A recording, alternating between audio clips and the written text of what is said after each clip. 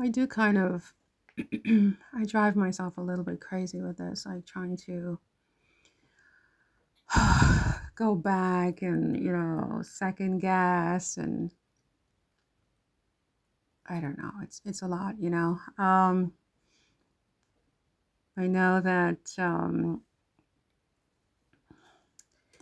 it's too late to second guess myself now, right? It's too late to second guess myself now. And whatever I said or didn't say, you know, it's done. So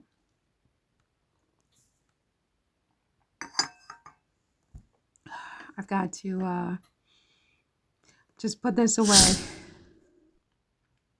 No, I don't think that a person should represent themselves in a case like this. Do I regret doing it myself? No, I don't have any regrets. I mean, I realize that, if I had had an immigration attorney who speaks French and who knows French law, obviously I would be in better hands than sort of trying to do it myself. And I certainly wouldn't recommend anybody else, in a similar position doing something like this by themselves. Um, First of all, I mean, just the stress levels alone is a lot. I mean, I've been going through this for the past 4 months. Nobody could, I don't think I mean, if you follow my channel regularly, I don't think most people could have really guessed what was really going on behind the scenes, because I think I was very good at compartmentalizing it. And I think, for the most part, I just didn't let it take over my life, in the sense that it happened around like November was when things really blew up. And I just focused on the holidays, and I focused on Christmas. And, I just, was, yeah, I fought behind the scenes, and I did what I had to do, but I didn't sort of let it totally take over my life. Um, but there's no question that, there were days when it was more difficult than other days to compartmentalize. So no, I mean, someone had said in the comments before, in one of the comments, that, why didn't you get a lawyer? And it's not that simple. First of all, I mean, if I wanted a private lawyer in Paris, an immigration lawyer in Paris, you're talking about, I mean, I'm assuming at least $1,500. I've heard as low as 900, but as high as $1,500 just as an initial retainer.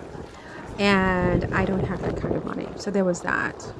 And also everything was so fast. I mean, I got the notice was dated October 31st, but I was actually served in November. So I had less than 30 days to comply with the order.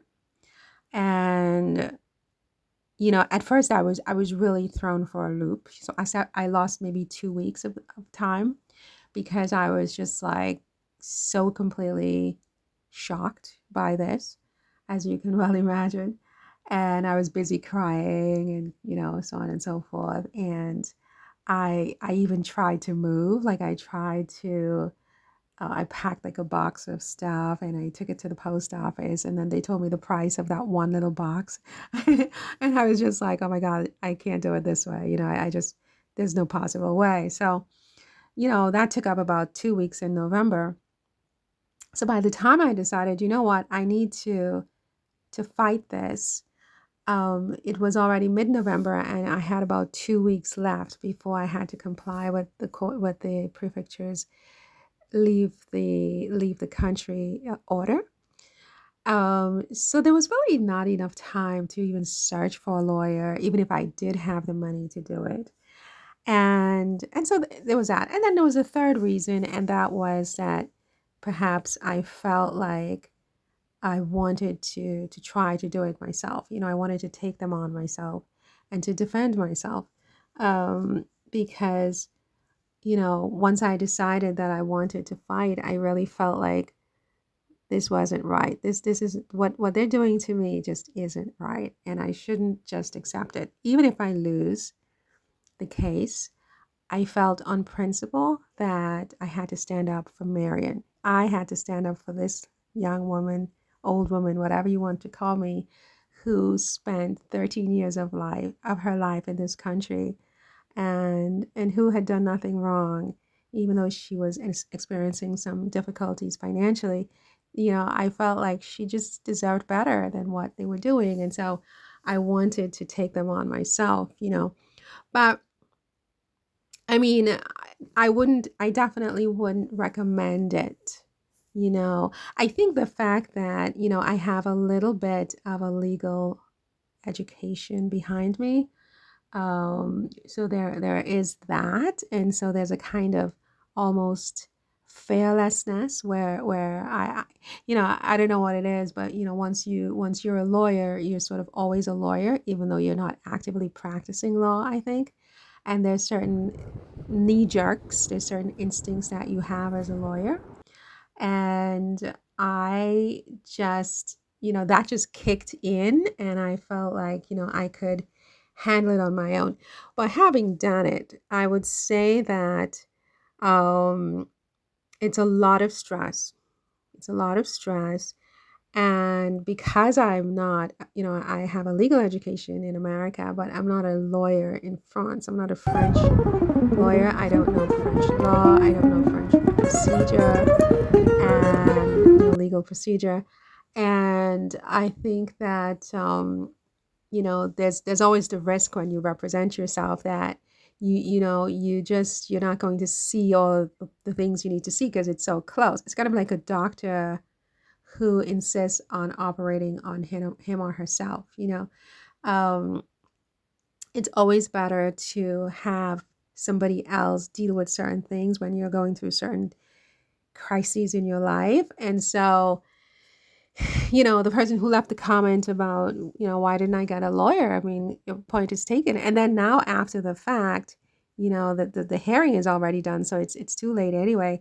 But I sit here sometime, well, at home, and I just obsess about so many things about, I should have added this, I should have said that, yada yada.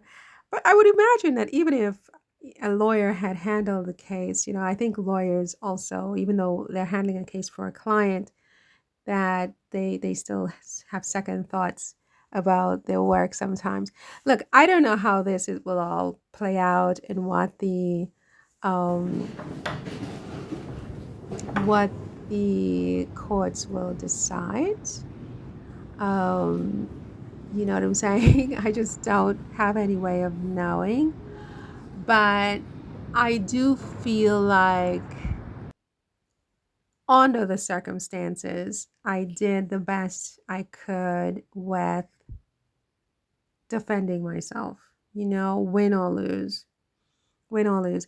And if I lose, I'm going to appeal just on principle, just on principle, assuming they don't stop me from appealing. I mean, if the court says, well, you cannot, in America, under most American jurisprudence, some things you can appeal as of right, and some things you need permission from the court to appeal. I don't know how this works, immigration matters. I don't know how it works in France, whether the court could say, well, you don't have the right to appeal, but as long as I have the right to appeal, and if I lose, I will appeal just on principle alone. You know what I mean? Because I just feel like what the prefecture of Boulogne has done is just not right. It's just not right. Anyway, that's just how I feel about it. It's the way I feel about it. It's my position. I'm sticking to it, and yada yada. Anyway, I'm enjoying the Notre Dame because I don't know if it's my last chance. So see you soon, you guys. Thanks for listening. Bye.